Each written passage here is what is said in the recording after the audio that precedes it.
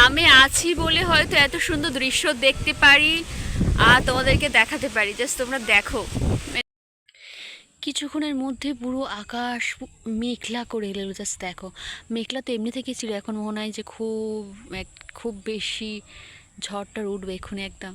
আর এই দিকটায় দেখো, মেঘলা হলে ওয়েদারটা কি ভালো লাগে দেখতে।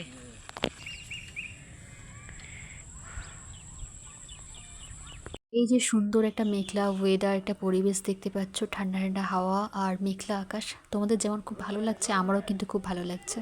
তবে কি সমস্যা জানো তো, এখন হচ্ছে ধান কাটার সময়। তো এখন লাগাতার কয়েকদিন ধরে তো বৃষ্টি হয়েই চলেছে, মানে দিনের বেলা সকাল থেকে বিকাল পর্যন্ত ঠিক থাকে, আর বিকালের পর থেকে প্রচণ্ড বৃষ্টি ঝড় ওঠে, মানে কালবৈশাখী যাকে বলে আর কি। তো সমস্যাটা হচ্ছে যারা ধান মাঠে আছে তাদের না, মানে কি বলবো, পুরো মাথায় হাত, সব ধান প্রায় নষ্ট হয়ে গেছে, আমাদেরও তো অনেকটা নষ্ট হয়ে গেছে।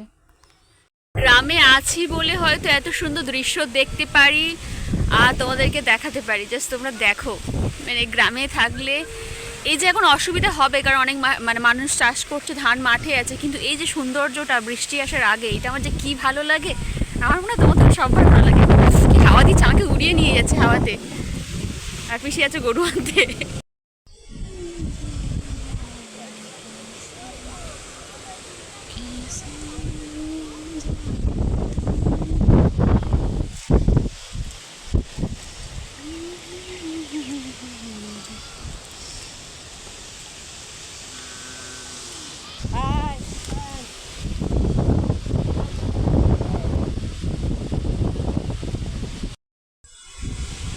আর ঝড় দেখে না, এখন আমি বাড়িতে যাই। আচ্ছা, আমি আজকে যে ভিডিওটা বানিয়েছি পরিমাণে ঝড় হচ্ছে দেখতে পাচ্ছি, বললে হবে না, বাড়ি যাই, কারণ এক ফোঁটা বৃষ্টি পড়তে শুরু করে দিয়েছে। আমাকে ঠিকঠাক দেখা যাচ্ছে কি জানি না। তো এই ভিডিওটা একটা আলাদা ব্লগ বানিয়ে তোমাদের সাথে শেয়ার করবো, কারণ যে সকাল থেকে যেটা বানাচ্ছি না, ওটার সঙ্গে যে এক পরিমাণ অনেক বড় হয়ে যাবে, তার জন্য। চারিদিকে সবাই দৌড়াদৌড়ি করছে, কেউ যাচ্ছে গরু আনতে, আবার কেউ যাচ্ছে মাঠের ধান তুলতে।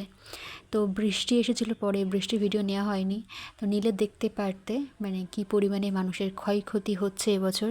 তারপরেও কিন্তু ধানের দাম খুব একটা আহামরি বেশি নেই। আর এবছর ধানের মানে প্রচুর পরিমাণে ধান নষ্ট হচ্ছে, আরও কত হবে তার নেই ঠিক। আর এই টোটোগুলো দাঁড়িয়ে আছে ধান বয়ে নিয়ে যাওয়ার জন্য, কিন্তু বৃষ্টি এলো।